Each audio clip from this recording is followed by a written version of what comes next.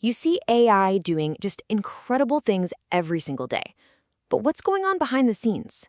What does it really take to make sure these powerful models are safe and reliable for the real world?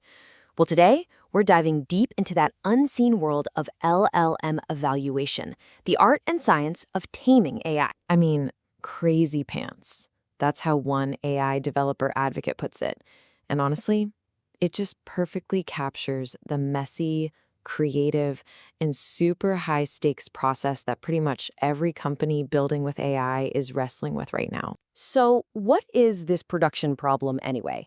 Well, think of it as the chaos that can break loose when you let a powerful, kind of unpredictable technology out into the world without any guardrails. Let's break down exactly what that chaos looks like. Yeah, without some serious testing, the risks are not just little technical glitches, they're huge. You're talking about major legal headaches, your brand getting trashed because of biased outputs, and your costs just blowing up. And that's before we even get to the model just making up crazy stuff or giving you advice based on info that's totally out of date. These are the nightmares that keep developers up at night. So get this. Take the famous glue-on pizza incident. An AI tool was scraping the web, and it found a joke on Reddit. And it completely failed to get the sarcasm. So what did it do? It presented it as a serious cooking tip. It's hilarious, sure, but it's also a terrifying look at how fast your credibility can just poof, disappear when a model can't tell a joke from a fact. Okay, so how do you even begin to wrangle all that chaos? Well, you fight it with a bit of discipline. To bring some order to these systems, you really need two key tools in your toolbox: evaluation and benchmarking. First up, you've got evaluation.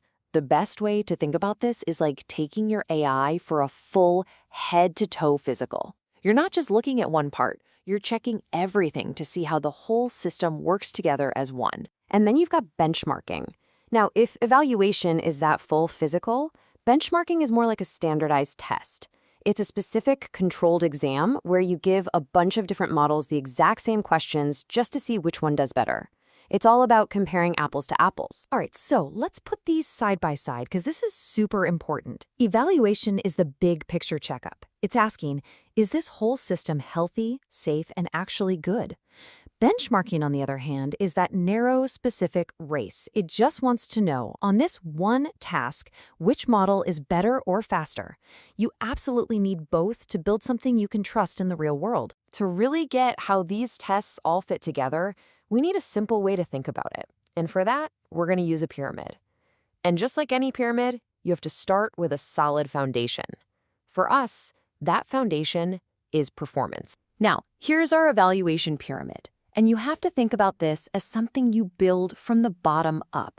Right at the very base, holding everything up else, you've got raw system performance.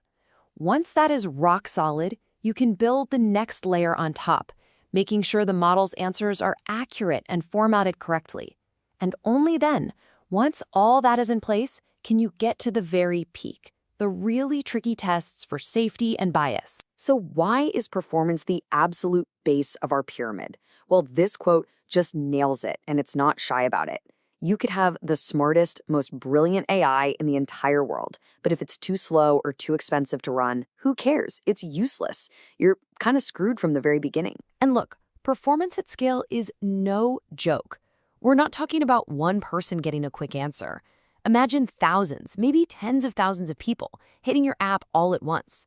The system has to handle that without crashing. It has to stay fast for every user, and you have to manage the insane costs of running all those GPUs. This is the bedrock. If you don't have this, you don't have a product. Okay, so we've poured the concrete. Our performance foundation is solid. Now we can start climbing the pyramid. Now we need to make sure that our fast, efficient model is also accurate and safe. And this is where things get really, really tricky. These models, they learn from us, right? They learn from the data we feed them. And let's be honest, the internet is just swimming in human bias. So early models learn to associate doctor with men and nurse with women, just because that's what the data reflected.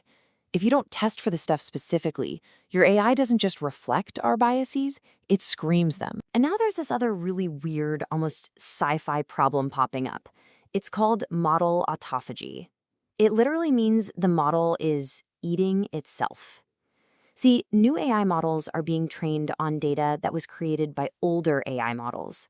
And the fear is that the whole AI ecosystem starts to drift away from reality, getting less precise in this weird, endless feedback loop. So, with all these crazy, complex problems, hidden biases, models eating themselves, how do you even start to put up guardrails? How do you test for things that are so much more subtle than just raw speed? Well, you do it by layering on a whole bunch of more sophisticated tests.